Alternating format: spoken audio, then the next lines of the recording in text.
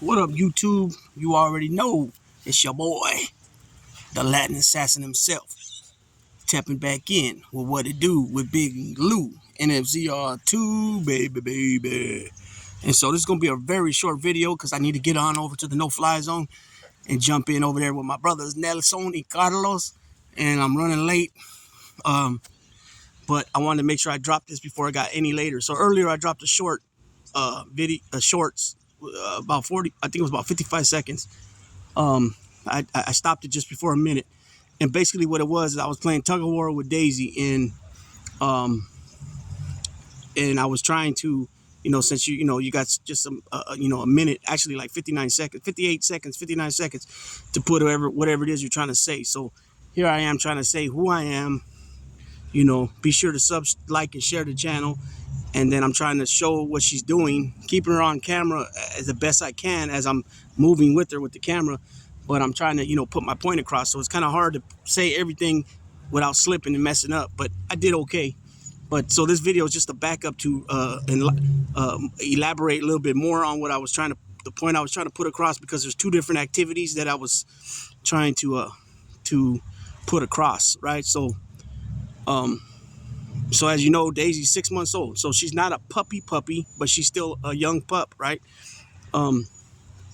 So when it comes to your puppies, you're 6 weeks old. If you can get started that young with them, 6 weeks, 8 weeks, 10 weeks old. Usually a breeder will hold the puppy until they're 10 weeks old before they, even if they're already spoken for. What I'm saying is, people put the money down pretty much as soon as the puppies are born, like, you know what I mean? Or some will already be spoken for if they have some type of deal, puppy back or anything like that, or a deal they made in the past, and now they're fulfilling that obligation now with that litter. But usually it's, once it's announced that puppies are being born, or that the dog's pregnant, and then once they get a little confirmation on at least, oh, well, we know there's at least 6 puppies in there, 8 puppies in there, then the people will start making their bids on the puppies. Usually that's how it goes. Most of the time, well-known breeders, the puppies are gone before they're, either as soon as they're born or within a week or two, because then the sexes of all the pups and how many you got, you know what I mean? Most, like I said, most good breeders, ethical breeders with integrity will hold on to the dogs until they're 10 weeks old, or as close as 10 weeks as possible. But usually that's the number, 10 weeks. So that's 2.5 months old to hold the puppies and make sure they have no type of, anything wrong with them. And then usually, they get usually their 3 rounds of parvo shot. You know what I mean? Usually by 12 weeks, they have all 3 sets. Usually it's like anywhere between 4 to 6 weeks in between each round of parvo shots. And I think you can get the first one as early as, I think, 6 weeks, I want to say. So anyways, so you have puppies, like puppies, 6 weeks to 10 weeks old, right? And then you got young pups, anywhere from 2.5 months old to I would say 6 months. And then I would say subadults would be 8 months up until like 14 months. I would say 16 months, even 18 months, right? Now 18 months is a key number, and I'm going to tell you why. From all the research and everything I've read before, and what I've been hearing from different channels, and I've heard this from multiple channels, is that the dog's bone structure, their bone plates settle and pretty much lock in at 18 months old. So I said that to say this, not good to, in my opinion, and a lot of people agree with this, it's not good to let your dogs jump a lot.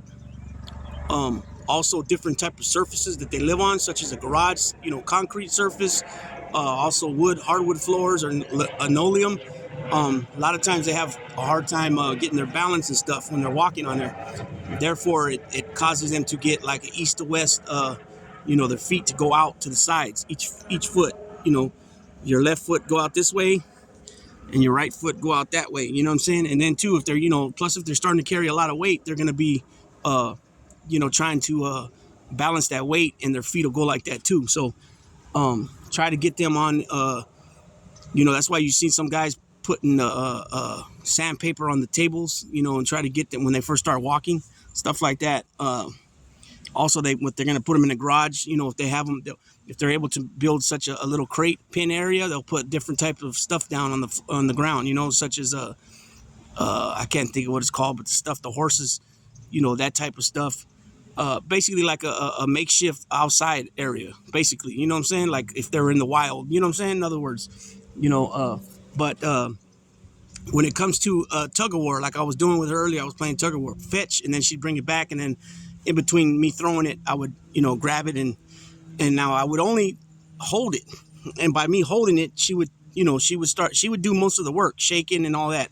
I didn't pull. I don't pull like on the toy to put pressure on her teeth and stuff like that. You know what I mean? And I don't lift her up. Like I don't lift her up from the toy to try to lift her body off the ground. I don't believe that's good. Even if you have something hanging, and I've heard this from Fit Bully TV, and I've also heard this from QBNN Kennels. When they're puppies and young, get over here. Come on. When they're young and puppies, make sure that their hind legs still are touching the ground. So yeah, if they want to pull a little bit on the things, they could do that, but make sure their hind legs are still on the ground. Don't allow them to get their whole body off the ground and hang at that young of an age, because it can mess up, their teeth and their jaws. It can give them some, they can get injured. And then, because that's a lot of weight they're holding. When they get to a certain age, they can do that once their bones are fused and all that, their bone plates, then they can hang and do all that stuff. I would say don't do it no sooner than 16 to 18 months old. You know what I mean? Also, the jumping. Try to limit the jumping as much as possible. Limit the jumping to the bare minimum. Jumping in the back of the truck. And come on, get over there. Get out of there. Freaking dog eats everything off the floor all the time. Get out of there. Get. Jesus Christ, this dog. Daisy gets crazy. She eats all kinds of shit off the floor. Get out of there. Come on. What the hell are you eating now? Come on. She knows she's in trouble too. I gotta watch her because her stomach got upset not too long ago. So I want to make sure she don't. If it was me that did it when I switched the food, and I should have did it, a little bit. I should have mixed the food. A percentage of the old food with the new food. And eased it like that, winged her off it. If that's what screwed her up, or did she actually find something that upset her stomach? Because it was for a couple days she had upset stomach.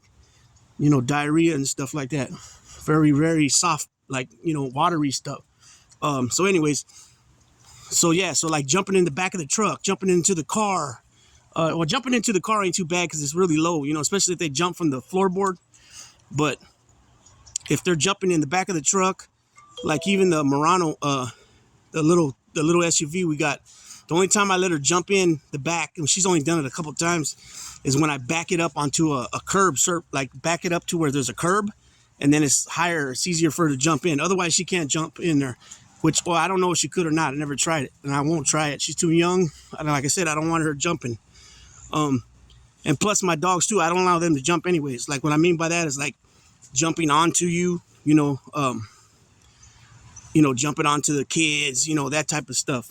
It helps out a whole lot when you alleviate that from them doing that. They won't be knocking kids over, stuff like that, because she's already over 60 pounds. She's, easily, because sometimes she'll turn and she'll run into something like something, she'll hit her head real hard, or she'll hit her body and almost knock over what it is she ran into, so she's already heavy footed, what I'm saying? I guess I could say. So that's the two things. When you play tug of war, don't let them do all the work.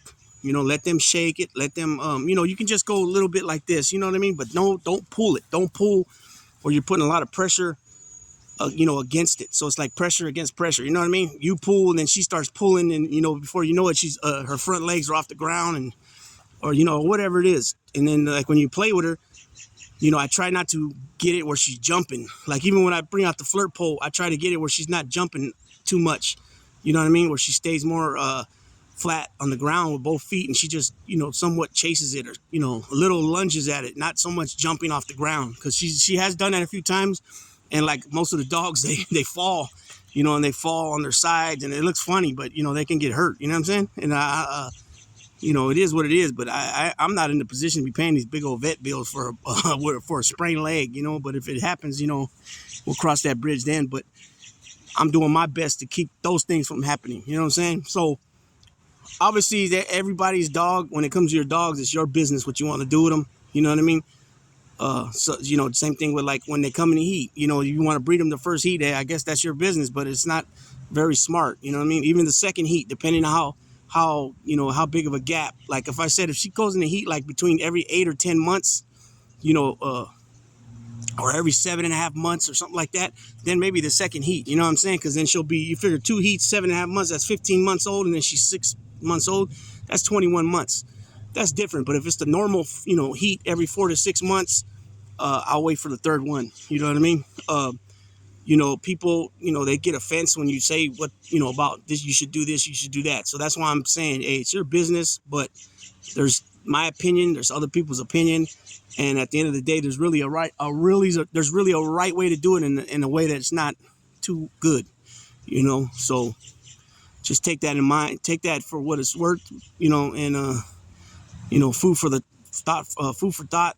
You know what I mean? And from experience of other people, you know what I'm saying? And yeah, it's fun and all that. It's funny to watch them jump and do things like that. But at the end of the day, it's not good because they can get hurt. So the biggest point here is wait till 18 months, 16 to 18 months before you start having them hanging, and if you're going to let them hang, like I said, at least let their back feet touch the ground still, where they're semi-hanging, they still can get some jaw exercise and work the jaw and stuff like that and become stronger, but they're not going to get the full effect like hanging, you know what I'm saying? Because you figure your dog's 70, 80 pounds, they're hanging, get over here, 70, 80 pounds, they're hanging, or more, that's straight working that neck, you know what I'm saying? Neck muscles, jaw muscles right here, the round part of the jaw, it probably works part of their head. I would imagine the top part of their neck, besides the round part of their neck, but the top part of their neck, and like I said, the jaw muscles, the roundness of the jaw, get over here.